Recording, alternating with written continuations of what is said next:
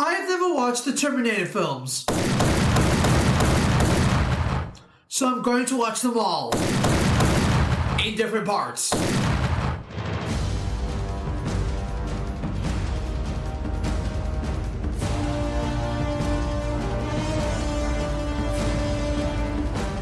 Hola everyone, my name is Nana. I make a video every single week, and today folks, I'm here to watch all the Terminator films in different parts. For now, to keep my content consistent in posting once a week, I have to splice the 6 movies in half and just go from here. So for this video, I'm going forward with watching the Terminator, the Terminator 2, Judgment Day, and Terminator 3, Rise of the Machines. This video wouldn't have been possible without my lovely partner, so just say hi, babe. Hey, baby. She's the reason that got me into watching this, as it's one of her favorite movie franchises, so let's not waste any more time than I already have. Let's start with the beginning, that being the Terminator. The movie begins with the setting taking place in Los Angeles set in 2029, where an absolute apocalyptic war has caused so much harm in humanity. But then we transition back to the current day of the movie setting in Los Angeles in 1984. We see a garbage man doing his job when all of a sudden an electrical surge appears in front of him. Feeling terrified, he runs away, and thus we get the reveal of the Terminator.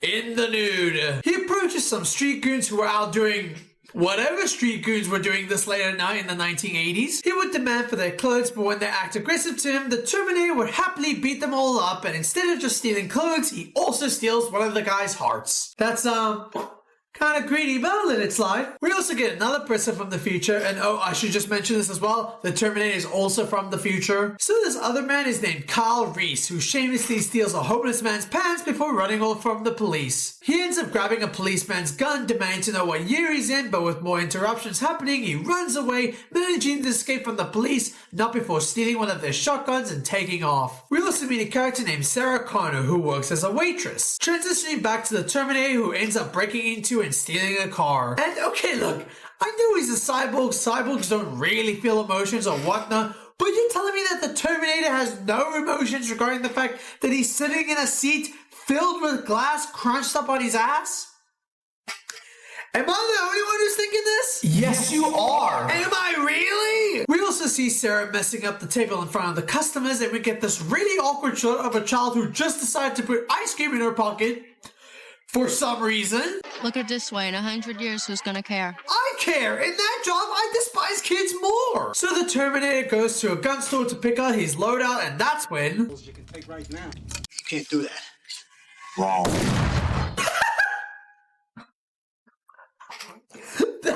that scene? Perfect! It was played out so well, I can't wait to overabuse the scene later. So the Terminator is on the hunt looking for Sarah Connor, but not knowing which one he's looking for, he goes on the hunt taking down any person with the name Sarah Connor. The police are discussing the suspicious cases regarding the murders of women with the same name. Back to Sarah, she's getting ready to go out, and that's when... He wasn't there, that's just a friend's boyfriend. So Sarah heads off while it's known that Carl is going to be following her, and while eating, it's where Sarah takes notice of the news alerting about the rising cases of women getting murdered with the same name as her. So she rushes to the telephone book and sees that she's the last Sarah Connor left in that phone book. She feels like she's being watched, to which she is, as she's getting watched by Kyle, so she goes to a nightclub to hide herself. She tries calling up her friend for help but gets no answer. So Sarah's friend Ginger is busy in the kitchen while her boyfriend is asleep, but he ends up waking up to the Terminator. The boyfriend tries his best to go up against the Terminator, but You up, man?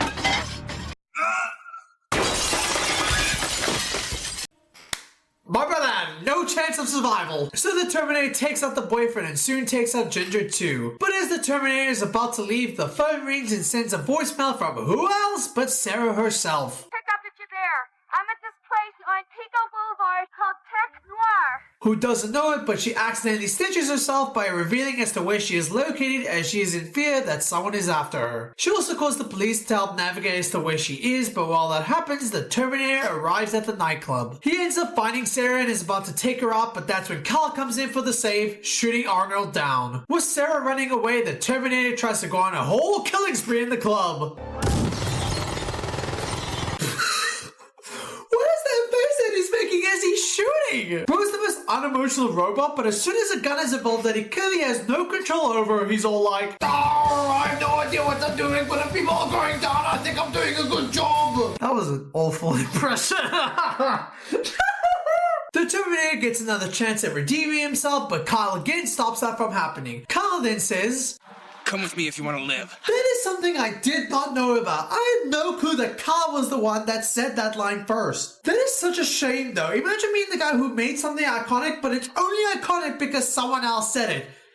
But just a bit better. Like, damn, if I was Kyle at this moment, I'd be even more motivated to hate on the Terminator. Screw him! They try to run away, but even trying to burn the Terminator alive, but the Terminator is just too determined to take Sarah out. They manage to escape in time not long before the Terminator decides to chase after them with the police car. Sarah tries to escape, but Kyle has to stop her and alert her about what's happening and what's his and the Terminator's intentions with her. He explains that the Terminator and him are from the future. The Terminator was sent to kill Sarah, while Kyle was sent to protect her. Because later in life she'll be having a child named John that will later grow up to lead a successful resistance force against the AI defense network known as Skynet, aka the same network that created the cyborgs, i.e. the same people that created the Terminator. So Skynet had sent the Terminator back in time to help finish Sarah off in the hopes of preventing John's birth. The Terminator finds them and they're off to have another car chase scene. They manage to lose him, but then the cops come in to outnumber them. Back to Arnold, we see that he's hid himself in a motel where he cuts open his forearm to help repair some of the damages he suffered from the clash with Kyle. He tries to confess to the police on what's happening, which naturally is the dumbest thing you can do in a situation like this. Like, literally, no one's going to believe that you're from the future unless you have proof. When you have a story that makes it sound like you're trying to make a movie out of this, then solving a case,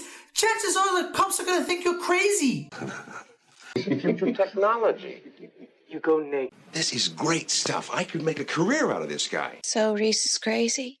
In technical terminology, he's a loon. You see? Dumbass! Arnold goes on to fix his eye as well, and while his face looks hard and nothing like how the Terminator actually looks, I'll give him a pass as the effects to making this all happen in the 1980s of all years is just pretty insane. Like, Christ, what a visual this is. So the police reassure Sarah that Kyle's just crazy and the Terminator really isn't a cyborg and that she should just rest by their office. And so Arnold will show up to the police department later on to ask where Sarah is, but when the admin denies that he could enter in to see her, Arnold says, I'll be back. You see right there, that's a patient man that knows when to wait for his target.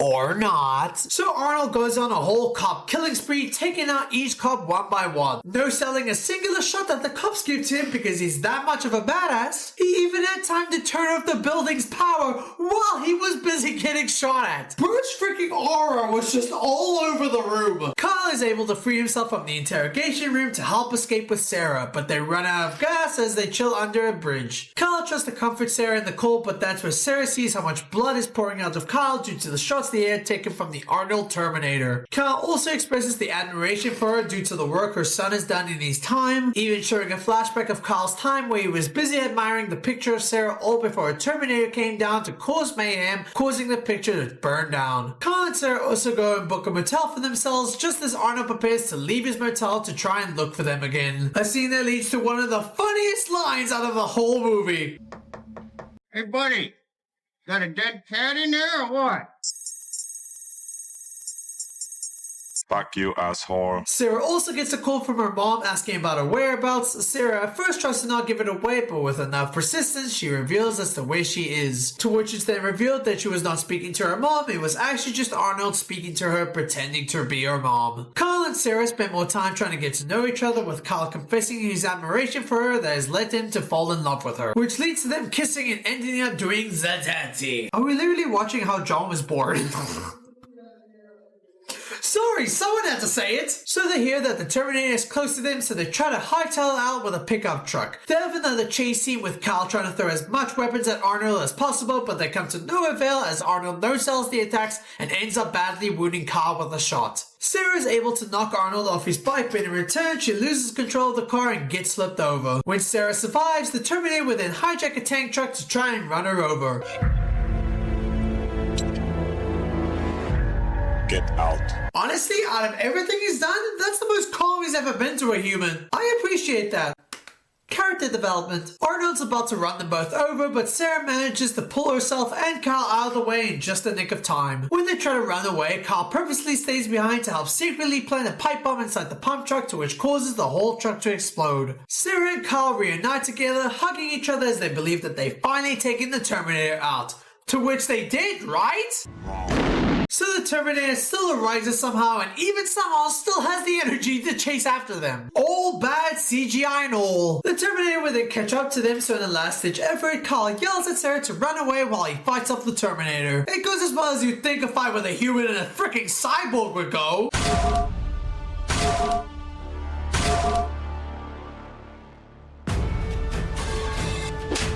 So Carl goes down and the Terminator goes after Sarah. So Carl is all like, what am I gonna do? If I don't figure something out, Sarah's gonna be gone for good.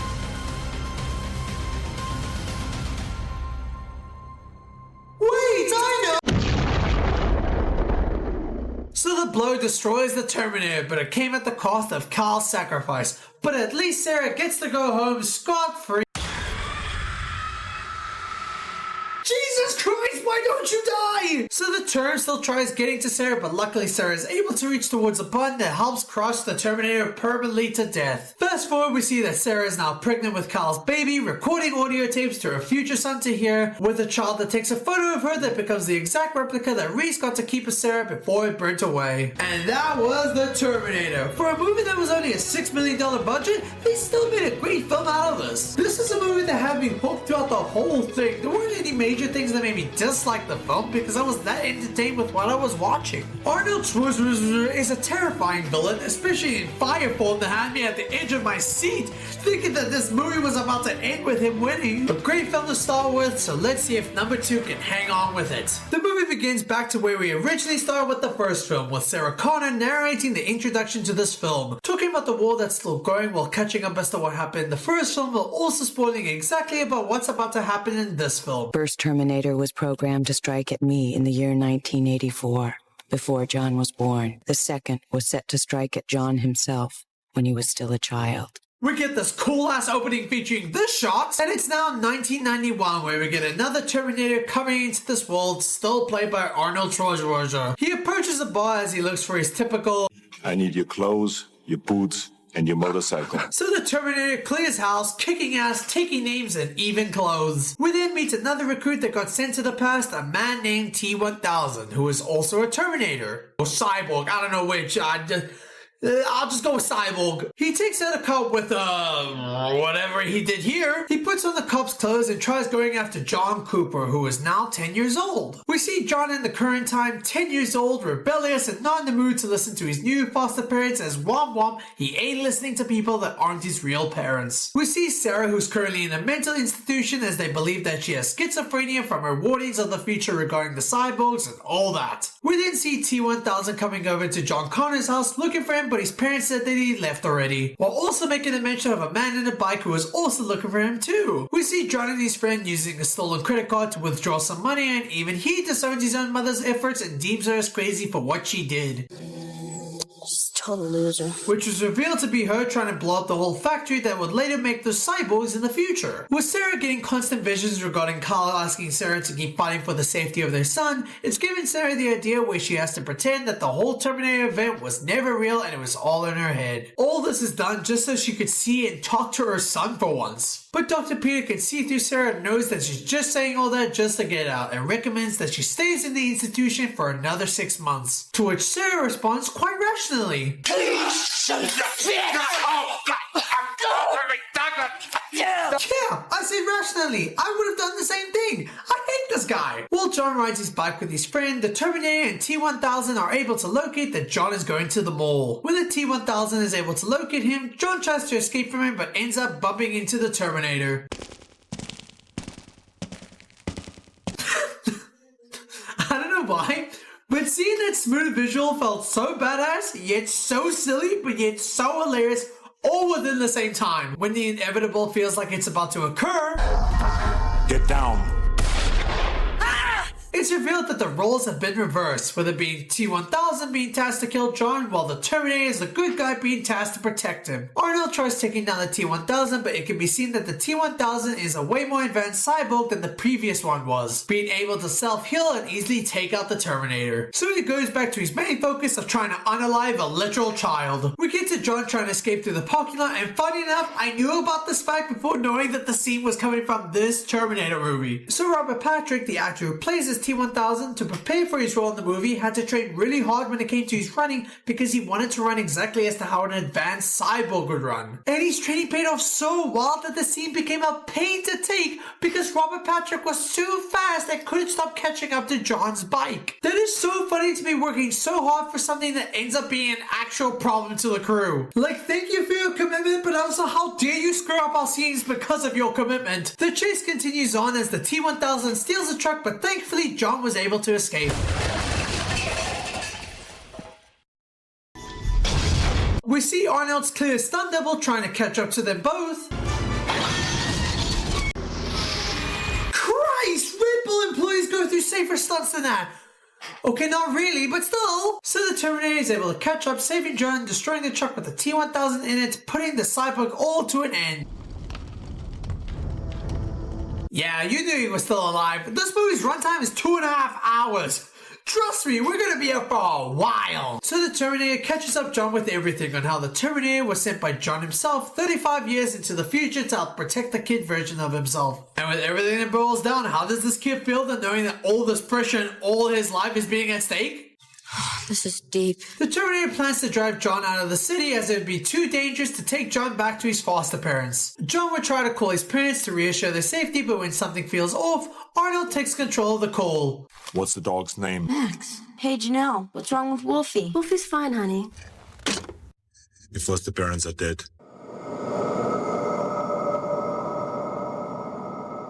Freaking hell, I feel bad for this kid. No mom, no foster parents, no dog too later on. It's astounding how well this realization hasn't hit him yet. So John comes to realize that his mom was never crazy in the first place and that her warnings were true. So when he asks Arnold if he could see his mom, Arnold believes it's a bad idea, but it's just best to wait it out while his mom may or may not potentially be taken out by the T-1000. But that's when John later realizes that the Terminator is ordered to listen to everything John says, and that includes not killing people. Back to the mental institution, we see that the T-1000 is here looking for Sarah while Sarah tries to make a breakout with the place.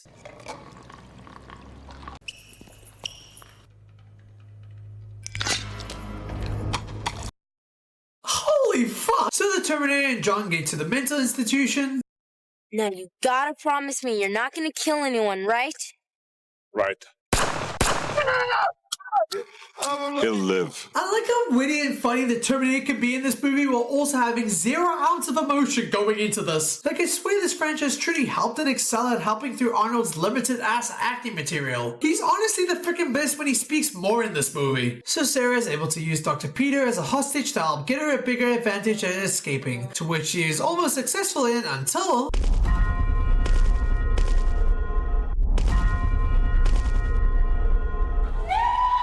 Dear Lord, the PTSD must have been running through her throat when she saw that man again. So the Terminator helps out take out some of the staff members and has John reassure to his mother that the Terminator is on their side.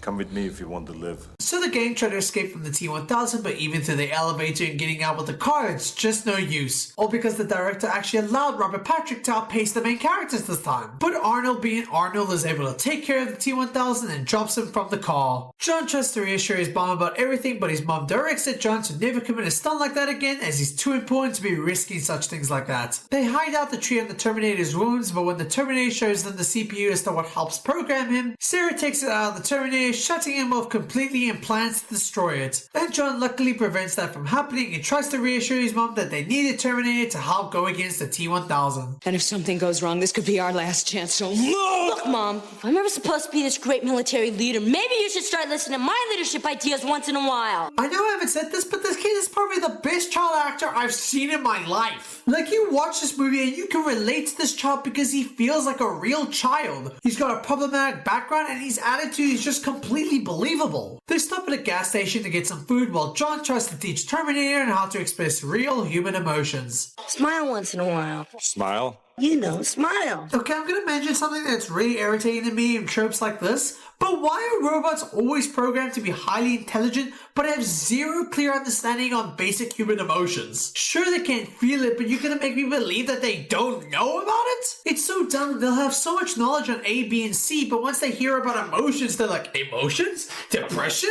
Smiling? Never heard of such? Yes, you have! You're supposed to be artificially intelligent! Arnold also reveals as to who the creator of Skynet is, aka the creator of the cyborgs in the future, a man named Miles Dyson. They're going to find some friends Sarah knows to help prepare some weaponry in case of danger. Sarah has another nightmare where she's watching over herself raising John in a peaceful playground, but is easily in a panic and worried that she tries to warn the public about the inevitable happening, but no one can listen up to her up until a bomb ends up harming everyone. Okay, this scene is horrifying, but it goes into mere detail on how it will harm everyone. The nightmare haunts Sarah so much that Sarah has to make it her mission to end Miles Dyson. John and Arnold figure out what her game plan is and try to chase after her. So Sarah enters Miles' premises and is about to pull the trigger, but Miles' son's toy truck helps him move out of the way from the shot. She infiltrates the house and manages to get her shot in, but when she has the perfect opportunity to finally take him out, she sees how the family is and just couldn't give in to do it. John is able to comfort his mother over this and they're able to make amends with each other, while John tries to have Arnold explain everything to Miles, while also smartly taking Miles' child to his room to let him not see what happens going forward.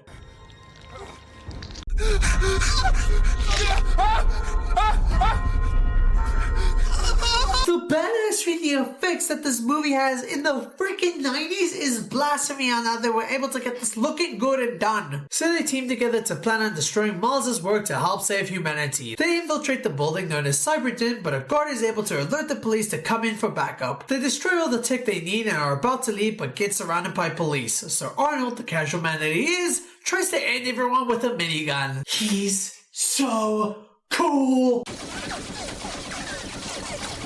He'll live. They plant some bombs around the lab, but as they try to escape, some cops take a few shots at Miles as he drops down. With Sarah in trouble, the Terminator comes in to save her, but with not much time left and with no ways to get out, Miles sacrifices himself with the rest of his machinery. Which I feel so bad for. Miles is just a dude with a family and a dream, and he didn't know his own invention would lead to what will happen in the future. But man, I didn't think he deserved his own death. The injustice to my boy Miles, he did not deserve this. So the Terminator, as the badass that he is, with just one hand, 1v30s a whole squad of police and goes to escape, but not long before...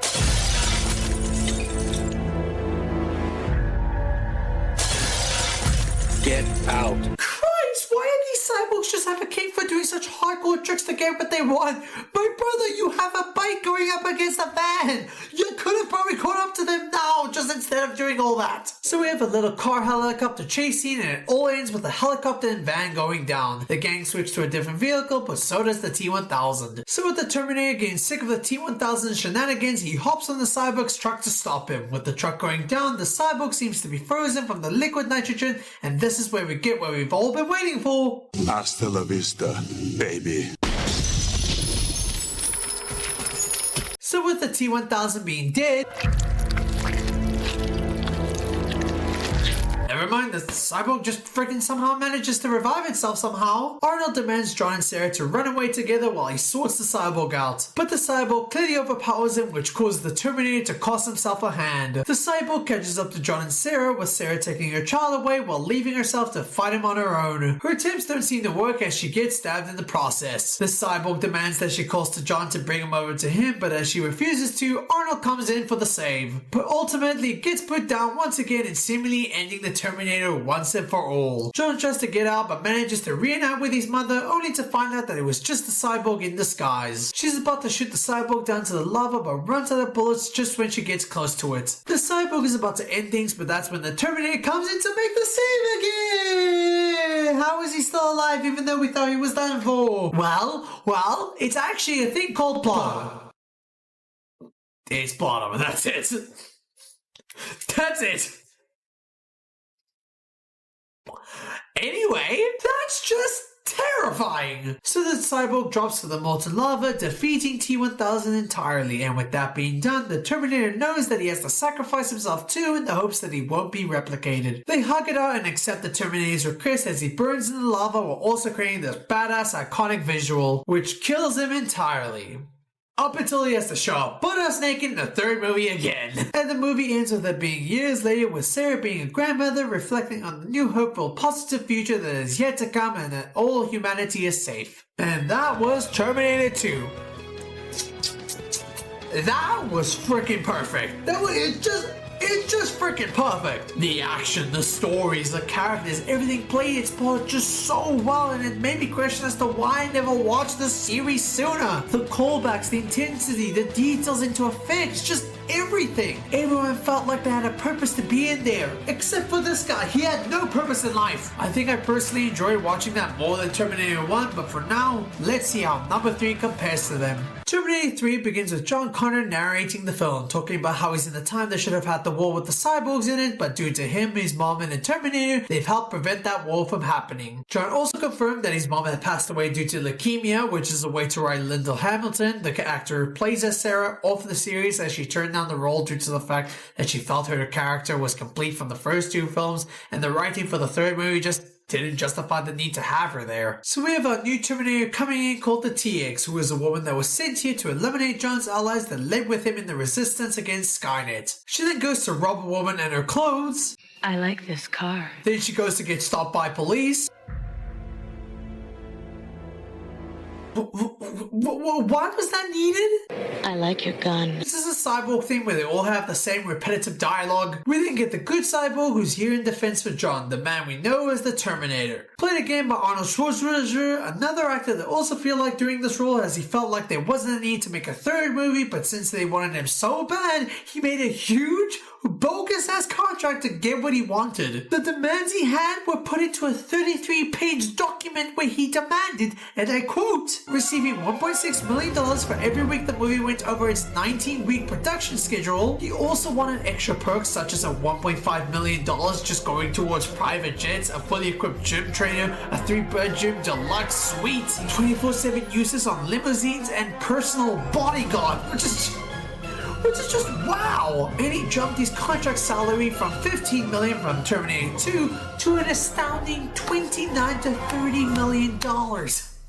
Like, goddamn, get your back, King, but seriously, holy fuck. That is a man that knows that he has a company by the balls and isn't budging to stop it until he gets what he wants. What an inspiration. So he goes to have the typical scene, gonna be here. People staring at his junk, needing clothes. Move, bitch! Wait your turn! Your clothes. Talk to the hand! Now. And gets away with stealing a car. We go back to the cyborg woman where she goes to a burger joint, taking out the first victim on her list, and I have to say this is like her third murder that gets shown off screen. Can we see her being cyborgy, please? Boy, I sure hope this does not become a common theme with her character here. Elizabeth and William Anderson? Here? Why are we hiding all these dates? Did they just decide to PG-fy the movie? What happened? We also see John, who is so paranoid about the cyborgs, living off the grid and being on his own, so he crashes his own bike and ends up breaking into a clinic to steal and use some medicine. But then the next day he would get caught and trapped for using it later. The woman that trapped him in this cage is a woman named Kate, who used to go to high school with him and tries to figure out as to what happened to him afterwards, but the conversation gets interrupted, and that's due to another off-screen death! Let's go! Catherine Brewster?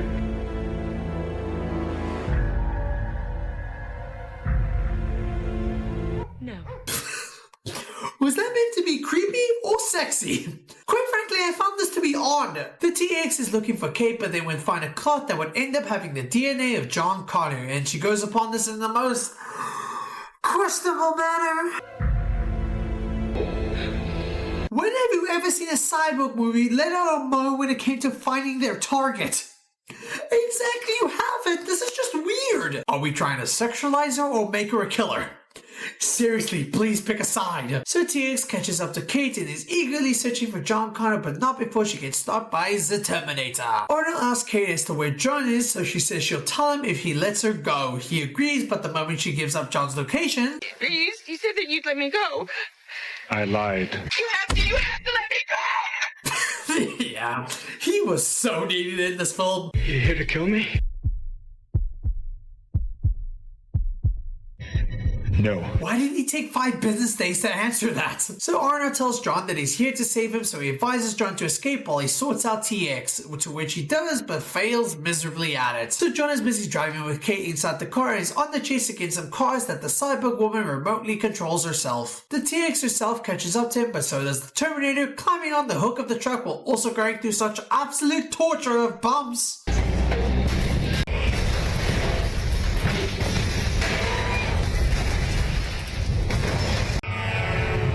I genuinely wonder how much strength they put for a cyborg to deal with, because imagine going through all that pain and having to take it and just be like, just a scratch. So Arnold manages to get in the cyborg's truck to help stop it in its tracks from following them. The Terminator tells John that no matter what, Judgment Day, the arrival of the war of the cyborgs, is just inevitable. Do you even remember me? Blowing up Cyberdyne?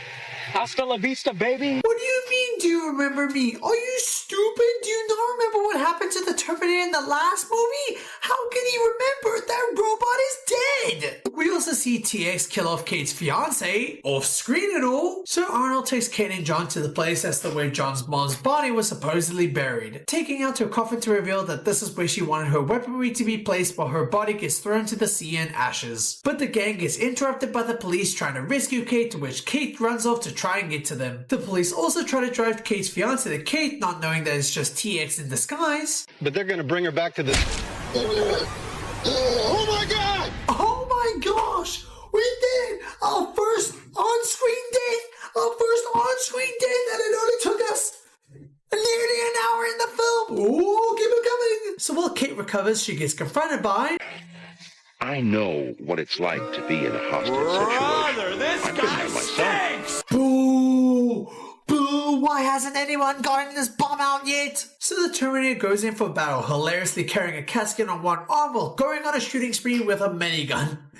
He's just so cool. Arnold says that they need to protect Kate because she's important due to the fact that she'll end up being John's wife in the future. So Kate gets tricked into meeting with TX, but just when TX is about to end her off, the Terminator comes in to drop her down with a rocket launcher. They try to escape from her, but not before the cyber will cause some minor damages to their car. So the Terminator plans on taking John and Kate to Mexico as to escape for what's about to come in a few hours, that being Judgment Day. But John wants to help Kate's father stay alive as he could be a great asset into stopping Skynet, but Arnold argues that by the time they try to save him, Judgment Day and a nuclear attack would have them not surviving. But with them continuously begging, the Terminator gives in to go on with their mission instead. Because it's revealed that Kate reprogrammed him in the future after he had killed John in that time, so now Arnold only listens to Kate's demands. We then later see John and Kate bonding and smiling together as if Kate wasn't just disgusted by the thought of finding out that she's marrying him in the future because of how much of a mess he is. You're a mess. And how they got to reunite in the first place, but true. Let's force this connection, I guess. Your levity is good. It relieves tension and the fear of death. We see that TX was able to get inside Kate's dad's base as Kate's dad allows the trigger of Skynet's AI system to get underway, which leads TX to shoot at Kate's dad, so the Terminator has to come in and stop her. She'll be back. Boo! So the gang carry Kate's dad, which helps him give the location as to where he believes Skynet's core system is to help stop everything from happening. They try to escape but get confronted by TX again, so Arnold makes the team run away while he sorts her out. They tussle it out in a big action fight scene. That's new! But TX ends up taking Arnold down. When TX tries chasing after John and Kate, they get near an accelerator that magnetically binds the TX to the equipment. John and Kate are about to leave through a plane, but see the Terminator miraculously healed enough to come back to them. Yes. You made it. Get away from me! But it turns out the Terminator has been reprogrammed by TX to kill them both. Holy crap, the CG! Is she okay? The Terminator is about to finish his job, but John tries to make the Terminator remember as to why he was brought here. What is your mission? To ensure the survival of John Connor and Catherine Brewster. So the Terminator purposely shuts down his own system in the most hilarious and worst position to shut your system to. So John and Kate make their escape while Arnold is able to reboot his system again. After Kate and John reach their destination, the TX has arrived looking for them, but that is until...